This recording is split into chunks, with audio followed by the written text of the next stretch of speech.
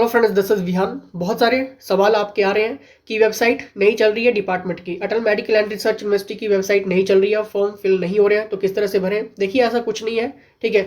बस आपको थोड़ा सा पता होना चाहिए कि लिंक अगर कई बार ना चले, ठीक है, तो उसके लिए क्या होता है।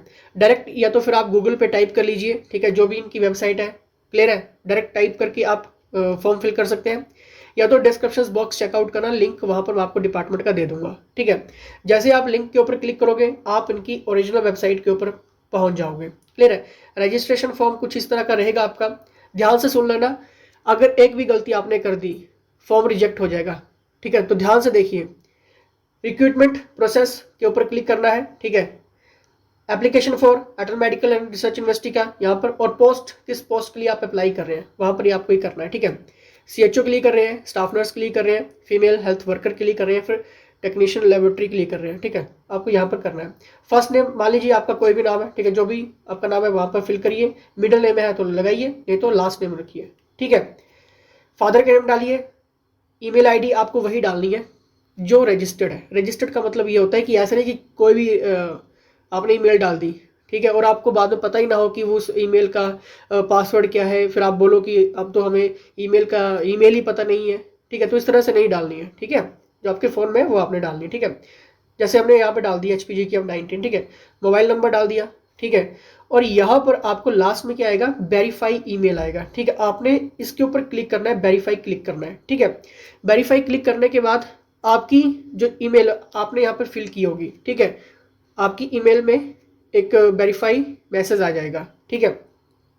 वेरीफाई करने के बाद आपने यहाँ पर क्या करना है, रिलोड कैप्चा करना है। जो भी यहाँ पर लिखा है ये सेम टू सेम यहाँ पर लिखना है, ठीक है। और यहाँ पर रजिस्टर्ड कर लेना है, क्लियर। इसके बाद आपको होगा क्या, आपकी ईमेल आईडी पे, ठीक है, जो आपने रजिस्टर्ड की होगी उसके ऊपर एक OTP आएगा। OTP यहाँ पर फिल करना है, देन आपको यहाँ पर वेरीफाई करना है, क्लियर। उसके बाद क्या करना है आपको, वेरीफाई ईमेल होने के बाद, ठीक है, यहाँ पर आपको एक टिक लग जाएगा, ठीक है। मैं आपको बता देता हूँ, ठीक है। टिक कुछ इस तरह का लगेगा आपको, ठीक है, कि आपकी जो ईमेल आईडी है वो वेरीफाई हो चुकी है, यानी कि ऑथेंटिक है। ऑथेंटिक का मतलब ये होता है कि आपका जो OTP आपको आया है वो आपने बिल्कुल सही भरा है, ठीक है। तो ईमेल आईडी वही फिल करना जो आपको याद रहे, जिसका पासवर्ड आपको याद है, ऐसा नहीं कि कल को आप भूल जाओ, ठीक है। तो ये इंपॉर्टेंट रहता है, ठीक है। उसके बाद आपको करना क्या है, ये सारी प्रोसेस करने के बाद आपको यहाँ पर एक मैसेज आएगा, ठीक है, सक्सेसफुली रजिस्टर्ड का। ओके क्लिक करना है, क्लियर। उसके बाद आपको यहाँ पे कुछ इस टाइप का कुछ गाइडलाइंस का फॉर्म आएगा, ठीक है। लास्ट में बिल्कुल जाकर आपको एक डिक्लेरेशन करेगा, इसके ऊपर टिक करना है, ठीक है। टिक करने के बाद आपको यहाँ पर डू यू वांट कंटिन्यू आएगा, ठीक है, ओके करना है आपको, क्लियर। उसके बाद ओके करने के बाद आपको यहाँ पर कुछ इस टाइप का जो आपका फॉर्म होगा, ठीक है। ये फॉर्म इंपॉर्टेंट होगा, इसमें कोई गलती मत करना आप, ठीक है। यानी कि बिल्कुल ध्यान से इस फॉर्म को फिल करना, ठीक है। नेम की जगह नेम, फादर नेम, ठीक है, जो भी आपका है, ठीक है। Upload your signature. Upload your signature अगर पता नहीं कि किस तरह से भरते हैं, ठीक है, देखिए व्हाइट पेज के ऊपर सिग्नेचर करिए, ठीक है, फोटो लीजिए, ठीक है, उसको स्कैन करिए। स्कैनर कहाँ से करते हैं, प्ले स्टोर पे जाइए, ठीक है। प्ले स्टोर में कैम स्कैनर एक एप्लीकेशन होती है, ठीक है। कैम स्कैनर डाउनलोड कर लीजिए, उसके जरिए भी आप उन फोटोज को स्कैन कर सकते हैं, ठीक है। जो भी पिक्सल वहाँ देखिए, यहाँ पर एक और चीज़ है कि यहाँ पर बोला जाता है कि जैसे कि आपके जो सिग्नेचर शुड भी कम से कम 10 से 50 KB के बीच में होने चाहिए, ठीक है। अगर आपका 10 से 50 KB के बीच में, तभी आपका ये सिग्नेचर उठाएगा, ठीक है। अगर कई बार आपकी इमेज 1 GB की है, 2 GB की है, तो नहीं उठाएगा फिर ये, ठीक है। तो इस बात का भी आप ख्याल रख लेना।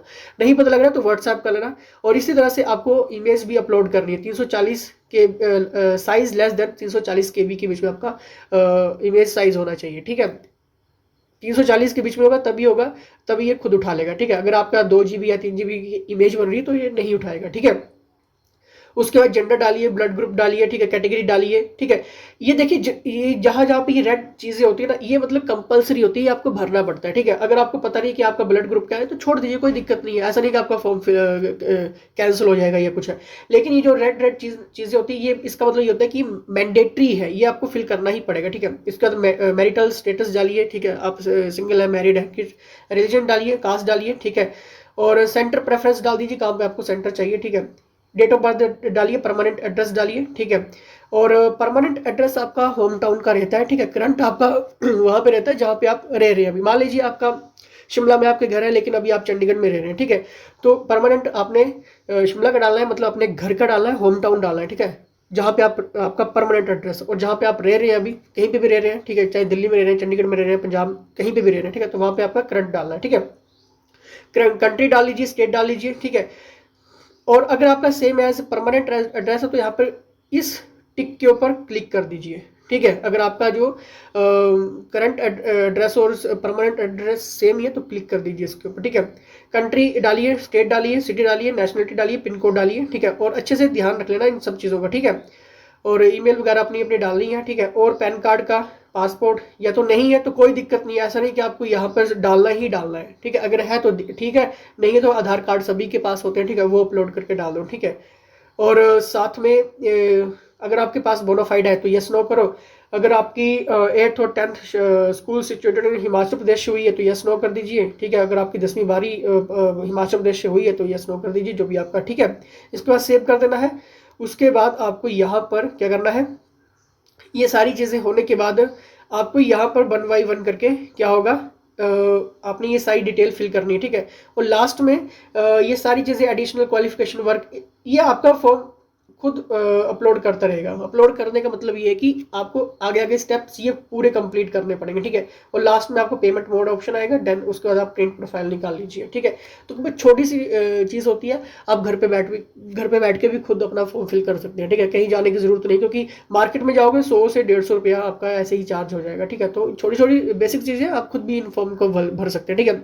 लेकिन कहीं भी प्रॉब्लम आ रही है तो एचपीजी के हब का नंबर आपके पास है, डिस्क्रिप्शन बॉक्स चेकआउट करिए, लिंक आपको व्हाट्सएप नंबर मिल जाएगा। और अभी तक अगर आपने यहाँ पर अटल मेडिकल एंड रिसर्च यूनिवर्सिटी का कोर्सेज ज्वाइन नहीं किया है, ठीक है, तो जल्दी से कर लेना, क्योंकि इसमें आपको काफ़ी ज़्यादा बेनिफिट्स मिलने वाले हैं। सीएचओ और स्टाफ नर्स के लिए इंपॉर्टेंट सेगमेंट चल रहा है, ठीक है। फर्स्ट अटेम्प्ट में आपका ये पेपर निकल जाएगा और काफ़ी ज़्यादा वैकेंसीज यहाँ पर आपको मिली हुई है, ठीक है। तो स्किप मत करना इन सब चीज़ों को, ठीक है। पढ़ना वो जो इंपॉर्टेंट है, पढ़ना वो जो अटल मेडिकल एंड रिसर्च यूनिवर्सिटी के अंडर जो इंपॉर्टेंट है, सेगमेंट है, टॉपिक्स है, क्वेश्चन है, ठीक है, हाईलाइटेड है। ये सारी चीज़ें अगर आप पढ़ के जाओगे दिक्कत नहीं आएगी, ठीक है। तो लाइक शेयर सब्सक्राइब कर लेना, क्योंकि क्लासेस भी चल रही है, इंपॉर्टेंट क्वेश्चंस भी हम डिस्कस कर रहे हैं यूट्यूब पे ही, ठीक है। लेकिन अगर आपको एक्स्ट्रा क्वेश्चन चाहिए तो देन आप व्हाट्सएप भी कर सकते हैं। चलिए, इसके साथ जय हिंद, जय हिमाचल।